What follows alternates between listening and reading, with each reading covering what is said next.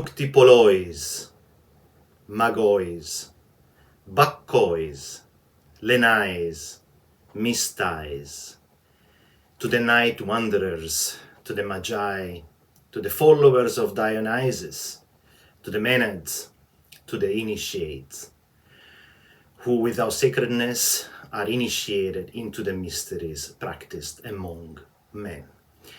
And this is a fragment from Heraclitus. Hello everyone, this is Rod. Welcome back to Academia Magica. The topic of today, as you may have guessed already, is about the mystery, ancient mystery cults, and maybe some ramification into today's so-called secret or magical societies. What were these famous mystery cults? Well, definitely we found a very strong influence, a shamanic influence. They're very shamanic in nature, these initiation, these cults, these rituals. They are not belonging to any specific, any dogmatic cult or religion. They're pretty much, very much concentrated into being a personal experience. We had many different cults related to certain divinities, like we had the cults related to Isis, the Orphic, the Dionysian, Eleusinian, Mater Magna, Mithras, and other not as well known as the one that I just mentioned. As Burkert defined them, they were initiation rituals of voluntary, personal, and secret character, aimed at a change of mind through the experience of the sacred. Initiation were not exclusive to one specific god. Actually, one initiate could be initiated into several mystery cults. Like for instance, initiated of the Isis cult could also take the Eleusinian mysteries, and vice versa. Although there were certain incompatibilities between, especially among the high ranks. Like if you reach some high ranking, it was forbidden to take other initiations. So what was the core of this ritual? Of course, not much we have. That's why they're mystery cult, rightfully. So we don't have much as of today. Most likely we have more about the Eleusinian more than any other of these mystery cults. But what we found was the common traits of this mystery cult is that they were based on a myth, a specific myth, where the initiate themselves identify with the character of the story. Most likely Egypt was the primal source or the origin of these mystery cults. This is as far as we know by writing of Herodotus. Although, again, not much is known about, especially about the initiation in ancient Egypt. For sure, there was a lot of emphasis on the worship of the statues. The statues were really seen as a receptacle of the god itself. And we have famous rituals also related, coming directly from Egypt, like the opening of the mouth of the statues, for example. And furthermore, depending on the cult itself, some cult initiation could have taken place only in a very specific, determined place. Like for instance, the Eleusinian mysteries could have been taken place only in Eleusis, like a few kilometers away, a few miles away from Athens. Other could have been just taken place in any specific temple, like for instance, the Isis mystery cult could have been taken place in any temple dedicated to the goddess Isis. Or for instance, we have the case of the Mithras, the Mithraic mystery cult, where the initiation were taking place in specific caves, about which we will talk a little bit more later. So what are the common traits? What was all about? Well, definitely we have the promise of a better afterlife, some sort of realization of a direct experience of the divine. So basically, contrary to the mainstream religions, where usually what happened in the mainstream religion is that the god is introduced to the people. We have it in the Christianity, we have it in the major religion. God is introduced to the mass. In the mystery cult, we have exactly the opposite. So it's the person itself that is introduced to the God. So the person itself that will have a direct experience of the divinity. We have some keywords related to this initiation, something like, of course, the catharsis, the purification, induced most likely through a shocking experience. In most of the cases, this shocking experience was like mocking death. So the initiate in somehow was reborn. So the initiation was a kind of rebirth. And it became, for the initiate itself, a sort of new birthday.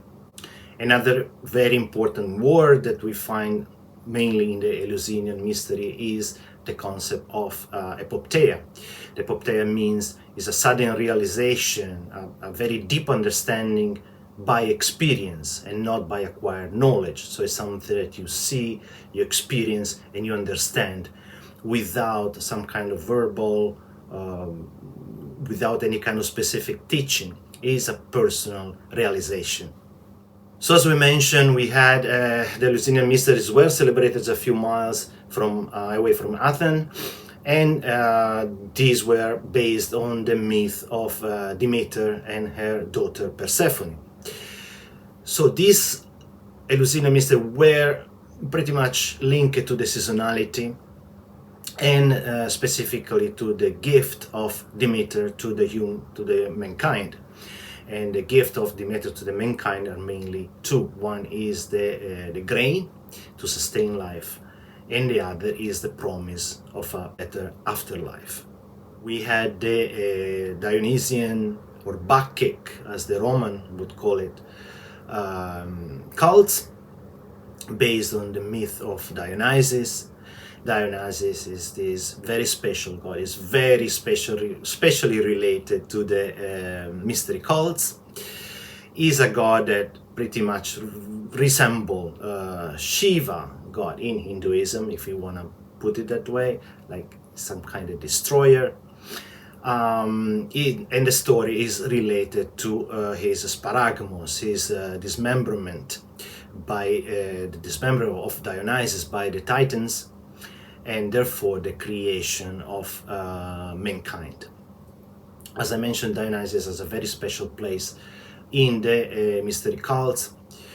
Dionysus is the god of frenzy, some form of madness, and as Plato mentions in his Phaedro, Dionysus is presiding over the telestic madness. But this is not a madness, this is not a frenzy as we would say today, not like somebody going completely mad. Is some kind of madness related to what we say about the epopteia. It's a kind of madness that brings the realization, is the madness of the genius, is the madness of being in touch with something superior, with something higher, the higher self, if we want to put it that way. Is the euphoria, is the euphoria in the real meaning of the word, so really being carried or being possessed by the gods. So through that possession, through that being carried by the god, being able to acquire certain knowledge, acquire certain understanding that transcend reality. We find him also in a later stage of the Eleusinian mysteries. So we'll find again Demeter, Persephone, and Dionysus will play a role in that ritual as well. He connects the dots of the innermost shamanic wisdom through going back to the one of Parmenides, the concept of Empedocles, even all the way to Pythagoras. So he is a very shamanic and connects the dots with all the doctrines, with all the pre-Socratic sage. Philosopher, I wouldn't say philosopher, it was not yet philosopher, we're really talking about sage that they were bringing and they were having certain knowledge through some sort of shamanic experience and preaching some kind of shamanic experience, a shamanic way of life. Finally, he's deeply connected with the cult of Orpheus, the Orphic, the famous Orphic mysteries, and both Orpheus and Dionysus also share a very similar story. They are both being dismembered, and this sparagmo, this dismemberment, has a very special meaning. Anyway, so we find a very strong connection between the Dionysian mystery cult and the Orphic mystery cult, to the point in which even Plato and Theophrastus addresses them in one word, which is the Orpheotelestai. So they put actually together the Orphic and Bacchic into one unique word. Dionysus presides also over the Greek tragedy, and the Greek tragedy in somehow is a diluted form of catharsis, because through the play, through the emotion of the play, we have this kind of pathos, we have this kind of realization, we have this kind of involvement of the feeling of the spectator. In fact, the word itself, theater, comes from the Greek word theatron, root word of theomai, which is really literally saying watching with an open mouth. So this is just to give you the idea of how much the Greek tragedy, the play, should have touched in somehow the pathos of the viewers. We have a similar destiny also shared between Isis and Demeter. So there is some certain common points between the cult of Isis and the Eleusinian cult. Isis, as we know, she was looking for the pieces of her murdered husband Osiris throughout all the territory of Egypt, while Demeter looks for the daughter that has been taken down by Hades. So there are very similar stories, to the point it's really difficult to say which one actually influenced the other. Because talking about, we would say that actually maybe Isis is an older initiation ritual compared to the Eleusinian, but Demeter itself, we found Demeter as a very old goddess all the way down to Crete. So it's really hard to say which story has influenced the other. Nevertheless, we found these common points, both in the Orphic and Dionysian. We found it in the Isis and Demeter. And as I say, most likely, as of today, the Eleusinian mystery is the one where we have more information about it, although for sure we don't know exactly what was happening during the initiation. Very little we know about the Isis cult. The only reference that we have is what we found in the famous golden ass of Apuleius. We have some hints in Plutarch, Isis and Osiris. And even less we know about the Mithras cult, the famous Mithras cult that spread so quickly across the Roman Empire. It was very popular among soldiers, it was very popular among the Roman soldiers. And the only thing that we can see, looking at the cave, looking at what is left, is that this cult must have been very strongly related to astrology, because in the cave where the initiation or the gathering were taking place, we found this depiction of the cosmos, we found the depiction of the zodiac, we found the depiction of the 7 planets, that, by the way, the 7 planets also corresponded to the 7 grades of initiation in the Mithras cult. We have the famous slashing of the bull, which is the most iconographic piece that identified the Mithras cult. And the slashing of the bull is depicted between a rising sun and a setting moon. So there's a very strong astrological influence.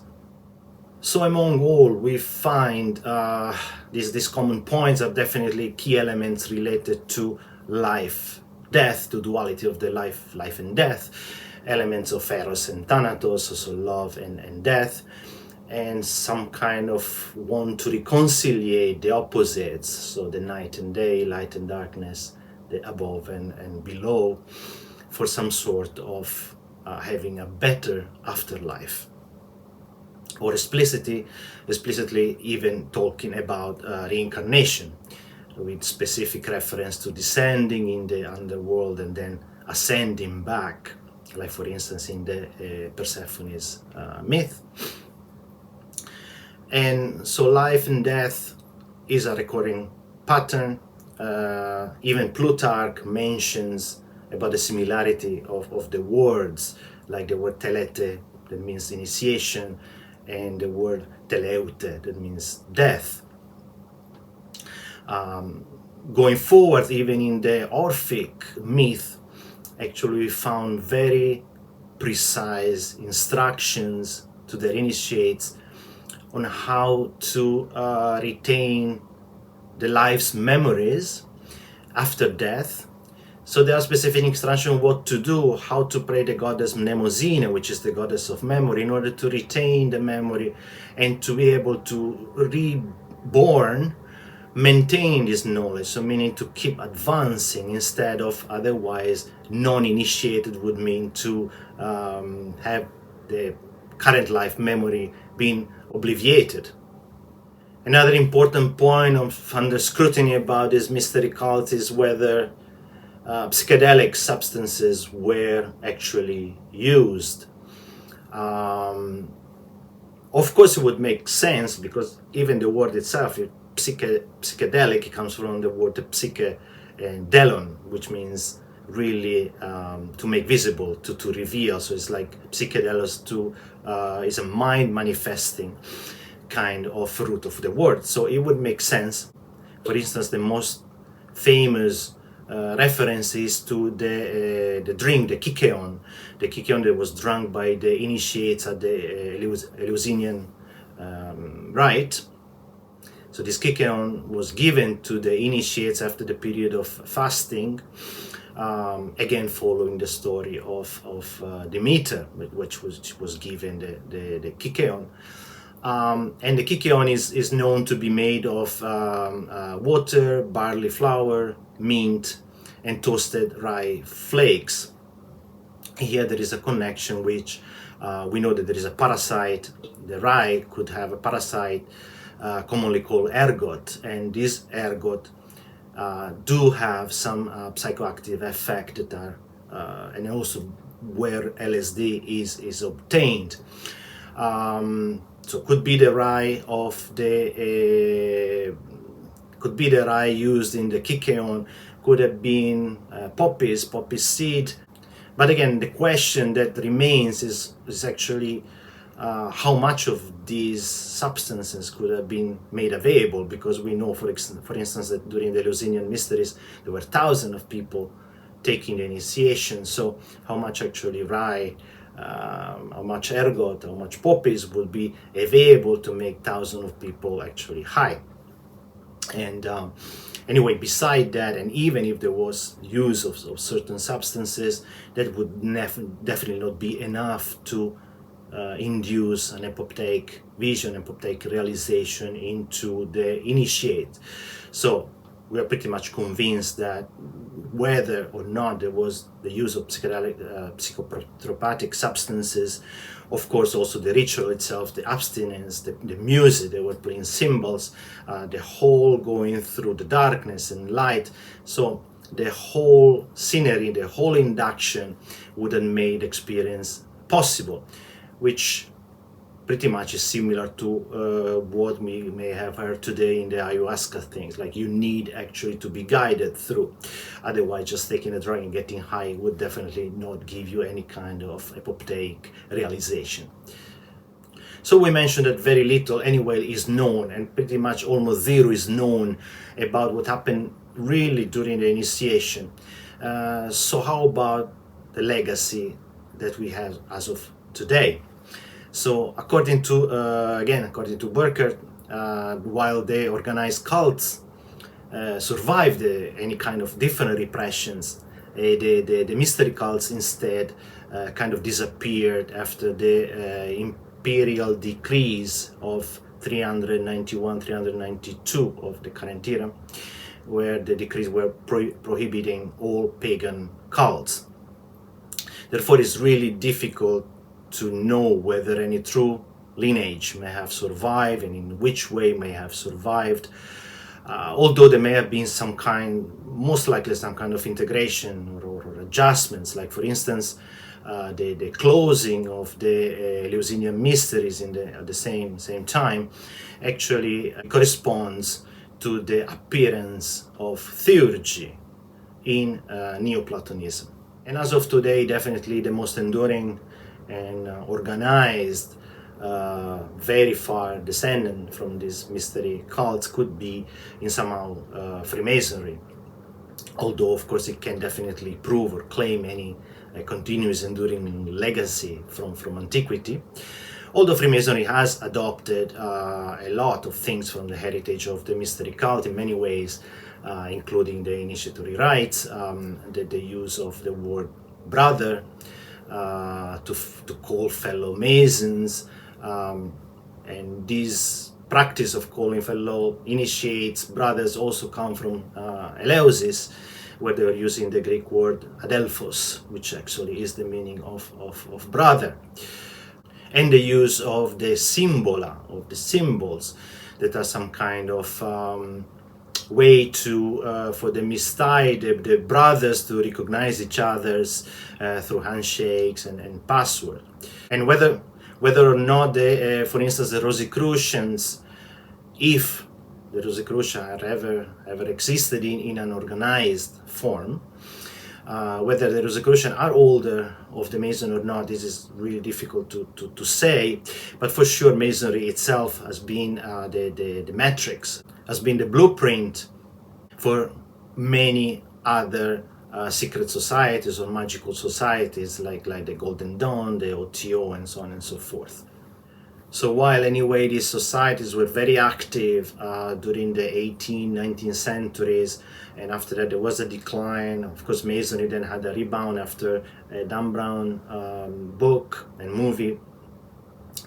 But actually, for our day and age, our very fast changing day and age, it would be actually very interesting to know how this society, how these initiations are still relevant today.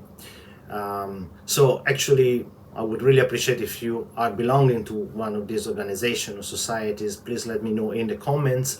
And if we have enough material for discussion, it would be really great eventually to have even a live discussion to discuss again how relevant, how important is to belong or to go through this kind of experience in our modern days.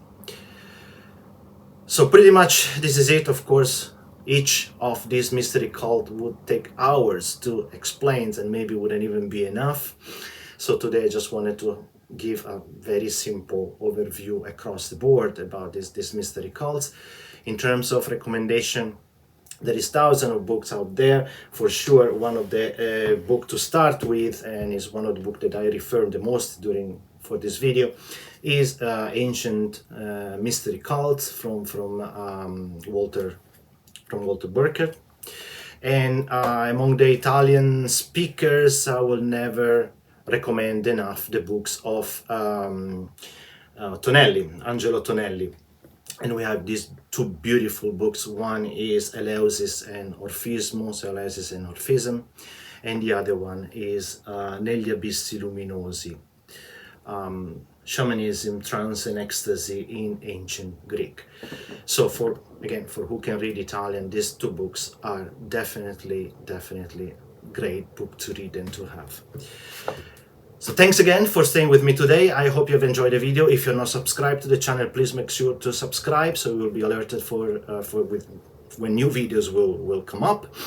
And and I hope to see you again soon. Thank you. Bye bye.